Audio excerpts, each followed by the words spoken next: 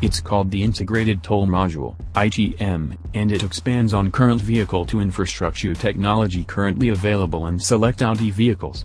In short, the ITM is built into the rearview mirror and functions as a transponder that can connect with toll systems. The automaker isn't specific on details, but the ITM is said to work with existing tolling agencies throughout the US as well as parts of Canada and Mexico. Drivers can adjust the device settings using Audi's multimedia interface (MMI) system, and the ITM can be registered with existing toll accounts.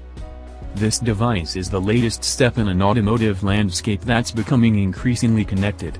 Numerous automakers are integrating Amazon Alexa into cars, providing voice control functionality for everything from honking the horn to remote starting the car while sitting in the house. Cadillac integrated vehicle-to-vehicle communication tech as standard equipment last March on its CTS sedan, effectively allowing the car to talk with other connected cars to provide driver alerts on potentially hazardous situations.